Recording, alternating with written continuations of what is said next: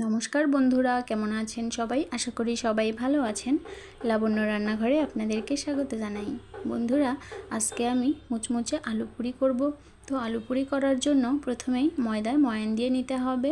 তো এখানে আমি একটা বাটি নিলাম, দিয়ে দেব বড় চামচের 3 চামচ পরিমাণ ময়দা। আপনারা চাইলে কম বা বেশি নিতে পারেন। তো ময়দার উপরে দিয়ে দেব 2 চা চামচ পরিমাণ সয়াবিন তেল। এবারে দিয়ে দেব পরিমাণ মতো লবণ আর খুব সামান্য চিনি। তো এখন অল্প অল্প করে জল দিয়ে ময়দাটা মেখে নিতে হবে। একবারে বেশি জল দিয়ে দিলে ডোটা নরম হয়ে যেতে পারে। তো এভাবে অল্প করে করে জল দিয়ে কিছু সময় আমি ময়দাটা মেখে নিচ্ছিলাম।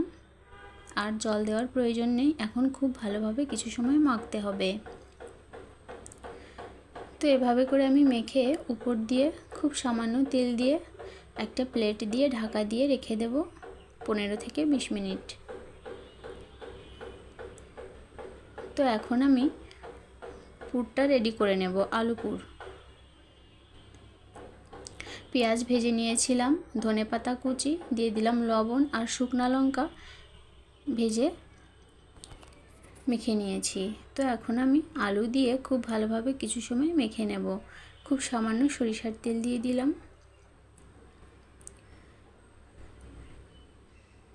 এবারে মেখে রাখা ময়দাটা আমি এরকম খণ্ড খণ্ড করে নিচ্ছি।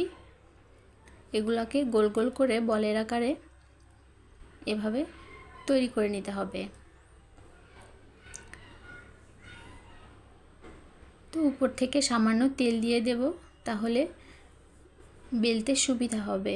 তো চারপাশে ঘুরিয়ে মাঝখানে এভাবে গর্ত করে আমি যে আলুর পুরটা রেডি করেছিলাম সেটা দিয়ে দেব।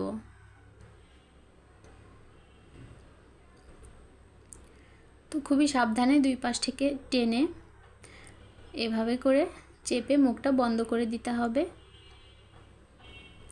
তো এভাবে সবগুলা পুরি আমি রেডি করে নেব।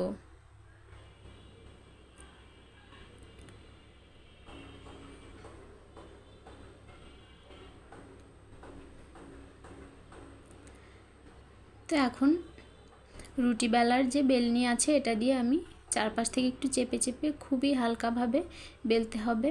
খুব বেশি চাপ দিলে কিন্তু আলুর পুরটা বের হয়ে যাবে। তো এখন গরম তেলে দিয়ে ভেজে নেওয়ার পালা।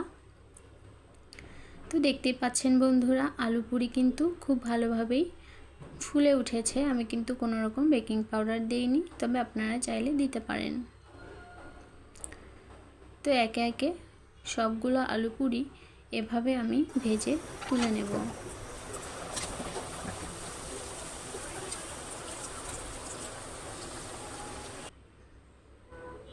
বিকালে চায়ের সঙ্গে এরকম আলু পুরি হলে খেতে কিন্তু মন্দ হয় না।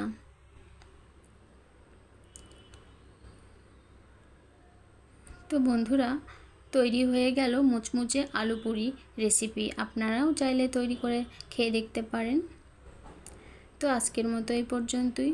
এতক্ষণ পর্যন্ত যদি কেউ আমার ভিডিও দেখে থাকেন, যদি কারো এতটুকুও ভালো লেগে যায়, চাইলে আপনারা আমার চ্যানেলের পাশে থাকতে পারেন। তো পরবর্তীতে আবার নতুন কোনো রেসিপি নিয়ে আপনাদের মাঝে হাজির হব। সবাই ভালো থাকবেন, সুস্থ থাকবেন। ধন্যবাদ সবাইকে।